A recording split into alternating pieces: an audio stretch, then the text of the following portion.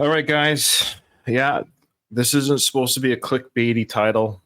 I think the title is appropriate. Is Capitalism the Rocky Spirit? As everyone knows, recently, Sylvester Stallone held the inaugural Rocky Day in Philadelphia, and it was a great opportunity for many fans of the Rocky franchise to come and join Sly in celebrating the Rocky films. The 50th anniversary is coming up very soon in 2026 of the release of Rocky. It's great. I mean, Philadelphia has welcomed Rocky in as a character and Sly as an actor. Unfortunately, this event was marred by a few things. Now, I'm just going to say a couple things, and I think it's important for me to say this, and I know people are going to disagree with me, and I know there's people in the Rocky camp that host other shows or do things within the Rocky world that might disagree with me. The question I'm posing is capitalism the Rocky spirit? We are shown things that occurred for the Rocky Day. The casual viewer would just say, hey, it went without a hitch, right? Sly showed up, rainy day and all. Hundreds of people were there, huge turnout. Sly gave an incredible speech. Crowd cheered. People got their picture taken with Sly at the statue. What a wonderful time. But what marred this experience for the not so casual fans is that what we saw on the surface wasn't really what was going behind the scenes. And I think how this kind of ruins it for me is a little bit, mars it a little bit for me. It's despite that, yes, this happened, capitalism was the driving force. And that I understand it's a business, and I understand Hollywood's a business, and I understand Sly is a business. We all have a business to run, so to speak, a job to do, and that's okay. We have a job, we have bills to pay, and some of our bills are $1 million mansions, and some of them is just a mortgage back in Canada. So we all have a job to do, and I understand that. There's no shame in that. But what I don't really like is the smoke and mirror stuff. I don't know if I like that so much. Long story short, with the Sly Shop, everyone that won the contest were people that were close to the Sly Stallone shop and had things to promote, or they were huge supporters of the shop. Now, again, that's fine that if that happened, that's put this way, that's fine if that happened if there's no contest. The problem is that the contest, so John Q. Public, people like me, my co-host Dom, who actually, entered the contest, they were under the impression that they had just as much a shot to win that picture with Sly as Joe Blow in Montana or Franny in California. But everyone that won the contest or had access to Sly were people that were close to the shop. Do what you want with that information, or people that were huge supporters of the shop, tag Sly, tag the shop in their social media all the time. And yeah, so again, I get why they were picked, but that's not what the public thought when they entered the contest. It should have been one or the other. The people were hoodwinked. And the hoodwink kind of continues, folks. You're saying, well, Ryan, who cares? Well, I guess it kind of bugs me that people are under the impression with the Rocky spirit of the 1,000,000 to 1 shot. There wasn't even 1,000,000 to 1 shot. It was 1,000,000,000 to 1, right? Because there's no chance. If you didn't know Sly, and you didn't know Agent Nick, who runs the Sly Shop, if you didn't know these people, you didn't have any connection, you weren't going to meet Sly that day, okay?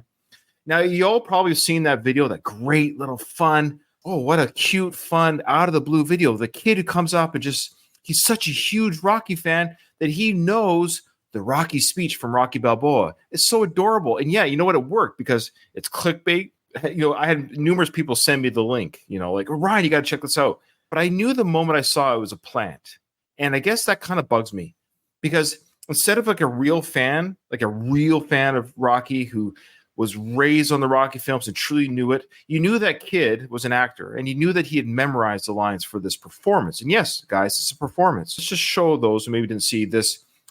A random kid who just happened to have access to Sly, never saw this coming. Let's just check this out. Sunshine and rainbow.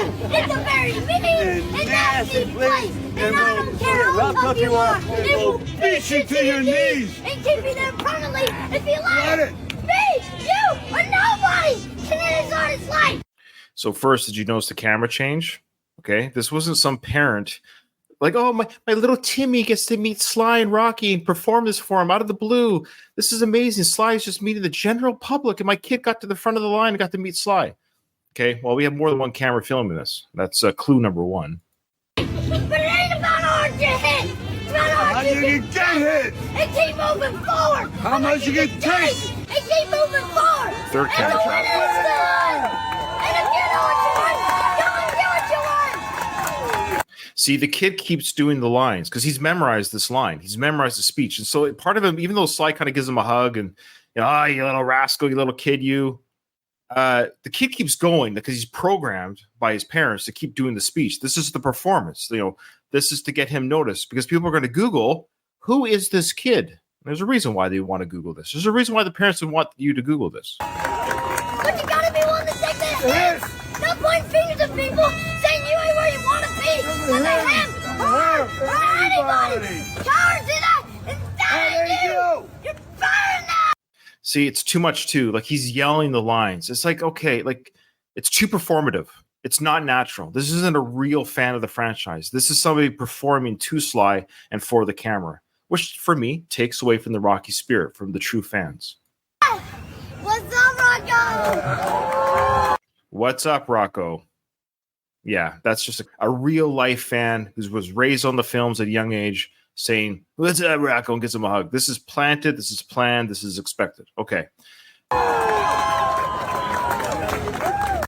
Ro knows. There you go. Now, that's important. Ro knows.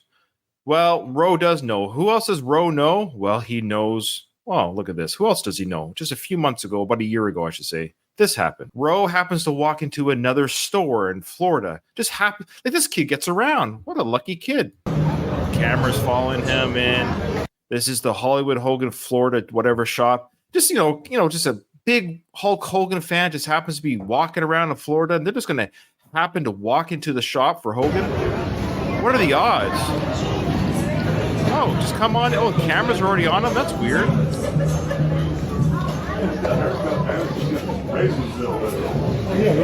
Hogan's in the middle of a conversation. Clear the way, folks. Clear the way. Ro's coming through. Ro knows, brother. Ro knows, brother. See, Hogan already knew he was coming. Okay. Now, I almost don't want to even play this, but yeah, watch this.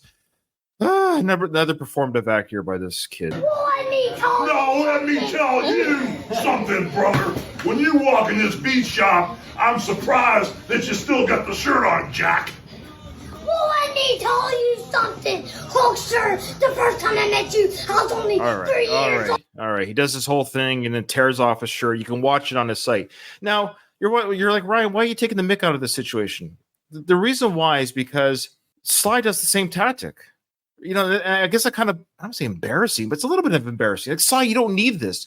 You don't need this clickbait. But the news outlets picked up on this right away. This kid comes out, and ABC News and Fox News and all these channels, and enough that, again, people send me the links to this kid.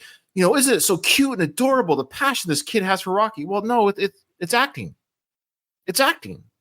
The Winners was an act. Everything's an act. Everything's a stage. Should I be surprised? It's Hollywood.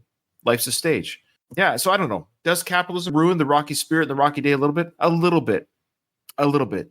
In a perfect world, what I would have wanted, what I had thought was going to happen is Sly announces, you know what? I'm coming to Philly.